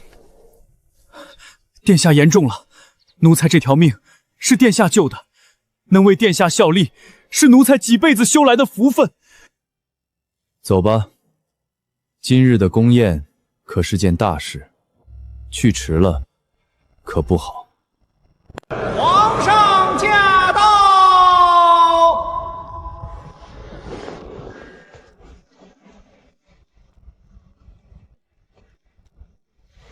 参见圣上。众爱卿免礼，都坐下吧。谢圣上。过去的1年，大前风调雨顺，国泰民安，边疆无事，朝堂无恙，此乃众爱卿之功，亦是上天庇佑。来，众爱卿满饮此杯，敬大前，敬上苍，敬诸君。敬大前，敬上苍，敬圣上。今日是为庆贺，朕就不多说了。来人，奏乐，起舞，开宴。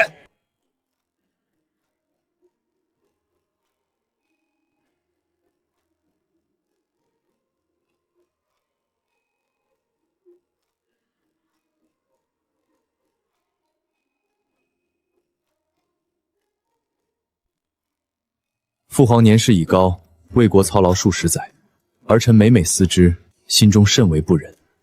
今日宫宴之上，满朝文武、勋贵宗亲皆在，儿臣斗胆，有一事相求，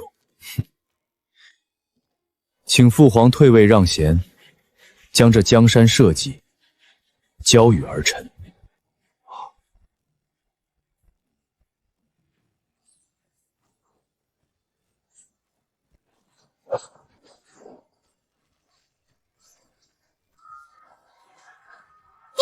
成功吃瓜，韩元殿上起刀兵，太子逼空逆天行，吃瓜点数加8888，当前吃瓜点16638。承乾，你当真要如此吗？为什么要辜负为父的信任？父皇，天下岂有36年之太子？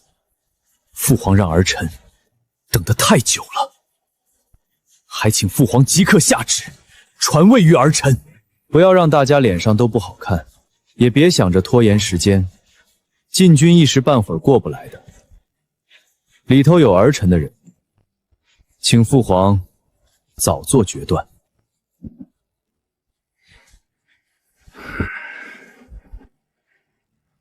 太子既然想要这个位置，那就亲自来拿。那儿臣只好请您从那个位置上下来了。给我上！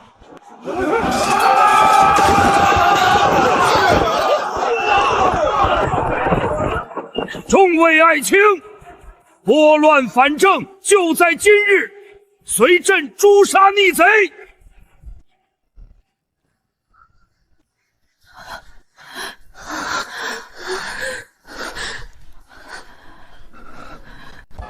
快了，再过一会儿一切就开始了。太子殿下的筹谋今日终于……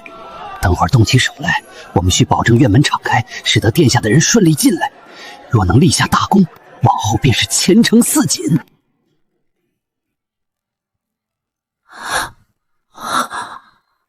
太子这是要逼宫啊！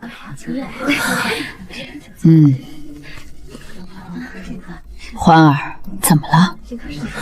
祖母，孙熙有些话想与您说。说吧。祖母，孙熙方才察觉那2名内侍不太对劲，今日这宫宴恐有大事发生。走，我带你去拜见皇后娘娘。老夫人来了，快请，快请。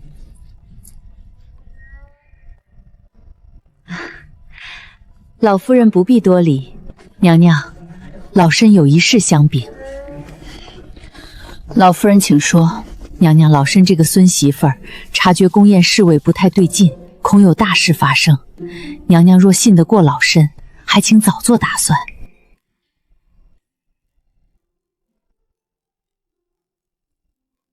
来人，拿下那2人。娘娘饶命！奴才冤枉，娘娘饶命啊！沈，娘娘，他们招了，他们说太子、宫变、含光殿、华清院一个都跑不了。派人报信，从不同方向走，能出去几个是几个。剩下的所有人原地待命，死守娟门，不得轻举妄动。外面有歹人作乱，诸位且在此处等着，本宫的人在，便不会让人踏进这道门一步。老头子啊，老头子，你当年埋的那地方是不是真有什么问题？怎么今年这一年侯府就没消停过？先是世子闹出那般丑闻，又是九皇子假死入府，如今连参加个宫宴都能遇上逼宫。这都到年尾了，怎么事情还一件接着一件？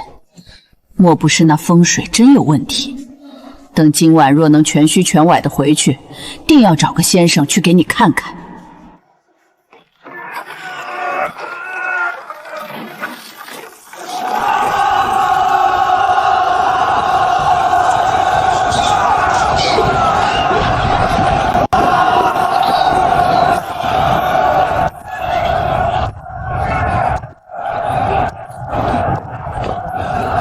让开，找死！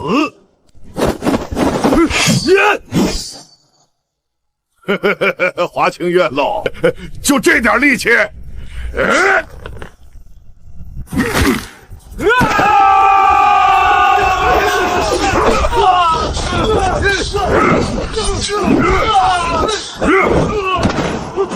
怪物，这是怪物！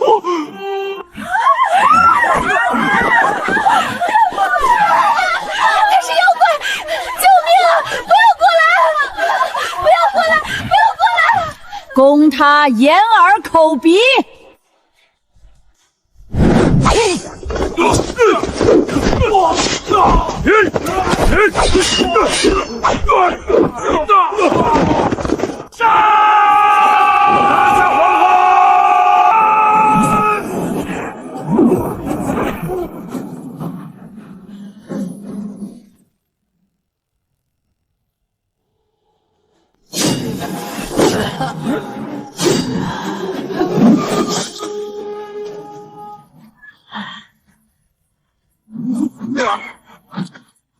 老了，真是不服老不行啊！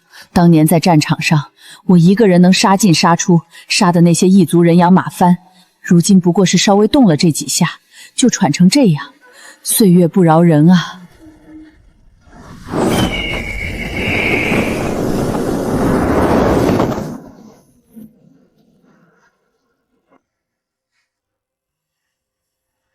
娘子，我来救你了！等等，我去，厉害了我的奶，3杀！这老太太真是深藏不露啊！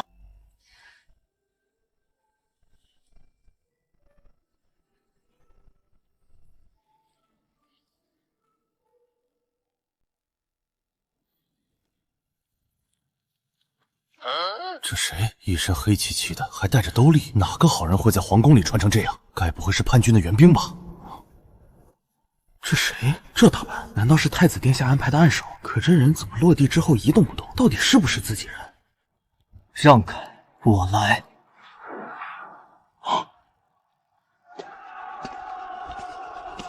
壮士小心，此人刀枪不入，力大无穷。我等围攻许久，伤不得他分毫，还是一起上吧。哼，无妨，你们去支援其他人，这里交给我。壮士，你快别逞强了，我们10几个人都没拿下，你一个怎么能行？小子，你胆子不小。方才那些人的话，你听见了吧？刀枪不入，力大无穷。他们10几个人一起上都拿我没办法，你一个人，你是来送死的吗？有种！小子，你胆子不小！啊！我的眼睛，我的眼睛！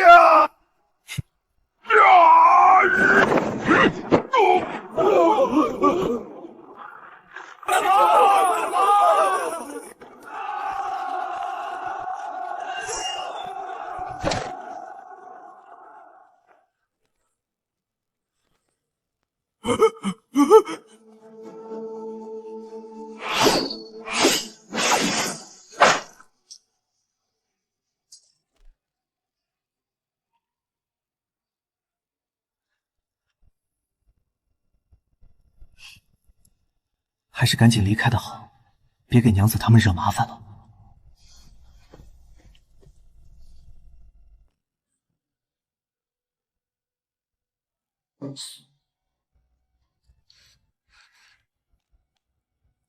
程潜，你听见外面的声音了吗？听见了。护驾的禁军马上就到了，收手吧，程潜。父子一场，朕会给你一个体面的收场。体面的收场，父皇。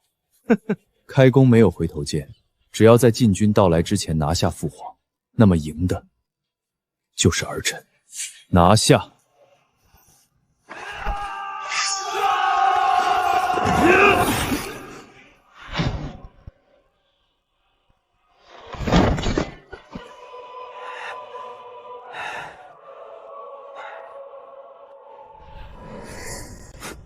太子已被拿下，还不束手就擒？儿臣护驾来迟，请父皇恕罪。无妨，程燕来的正是时候，做得很好。程全，你输了，让你的人不要再做无谓的抵抗了，一切该结束了。是啊，父皇，一切都结束了。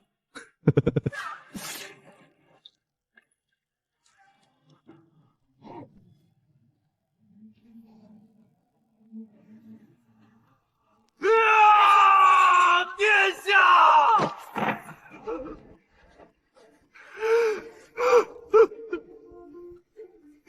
殿下，殿下，你怎么能？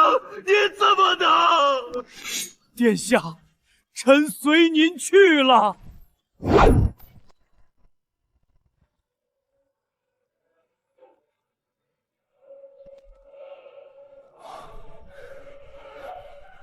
大哥，真就这么轻易死了？那笑容，分明是得偿所愿的笑。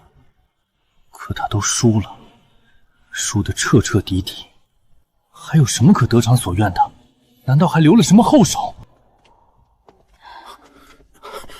母亲，你没事吧？无妨，倒是你，这一身伤，回去好生处理，莫要落下病根。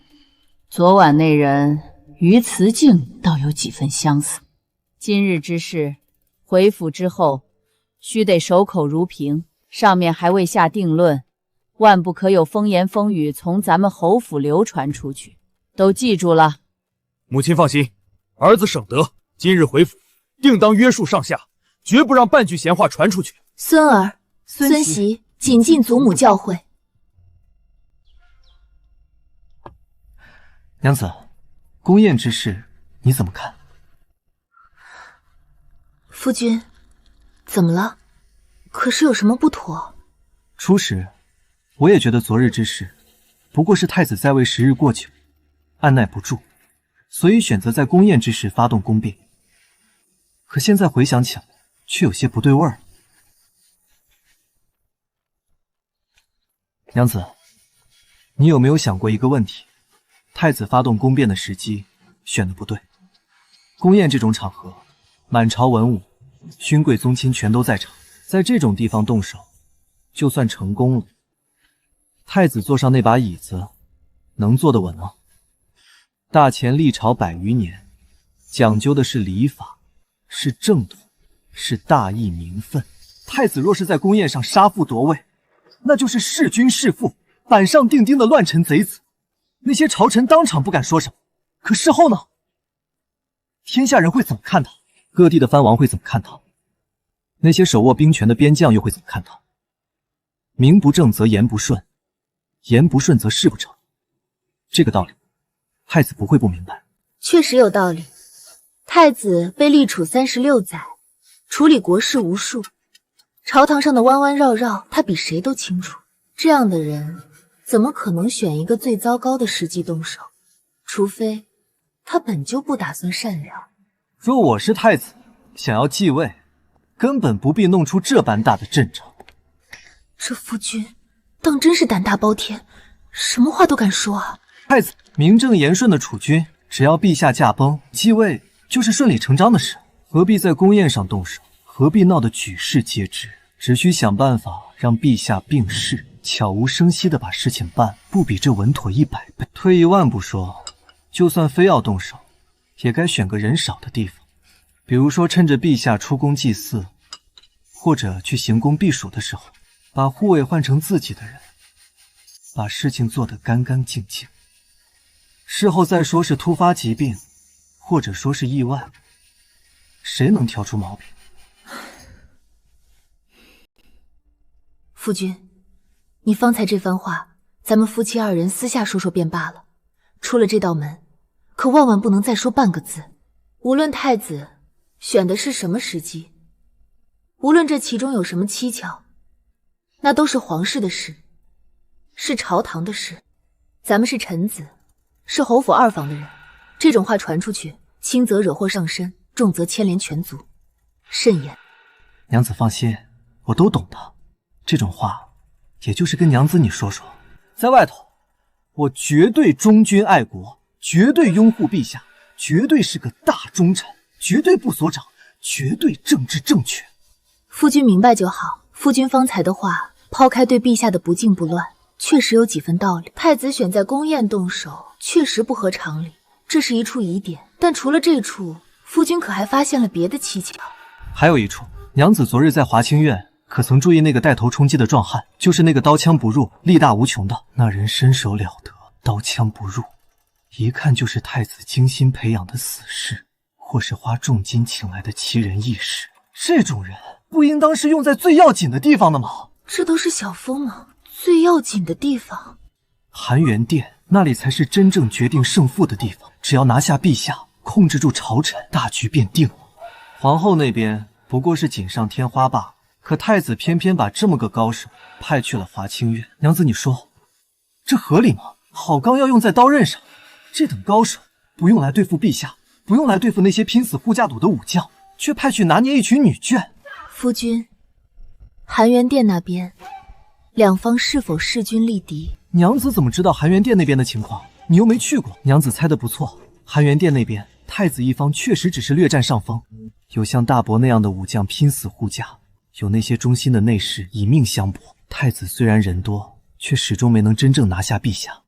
夫君，太子恐怕根本没想赢，他这是在有意平衡两方的力量。若真是如此，那这一切都是太子设计好的。宫变的失败，也本就是他计划中的一环。他是在给人铺路。阿元，臣在。太子的遗体你已经看过了，听说你说他突然口吐鲜血而死，是因为其本就时日无多，情绪激荡之下的结果。回陛下，确实如此。太子怎么会时日无多了呢？可是得了什么绝症？回陛下，臣仔细查看过太子的脉案，也亲自查验过太子的遗体。据臣观察，太子并未患有任何绝症。那是什么？臣以为太子殿下应是长期劳累，心力交瘁，以致元气大伤，五脏俱损。昨夜宫宴，殿下情绪激动，气血攻心，故而。朕知道了，你退下吧。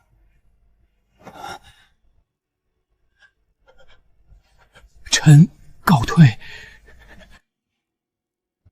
宫宴之上有贼人作乱，惊扰圣驾。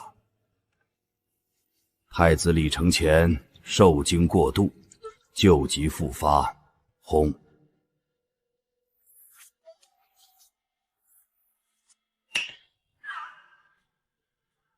一切真的只是巧合吗？娘子今日这身真好看。相公今日也精神。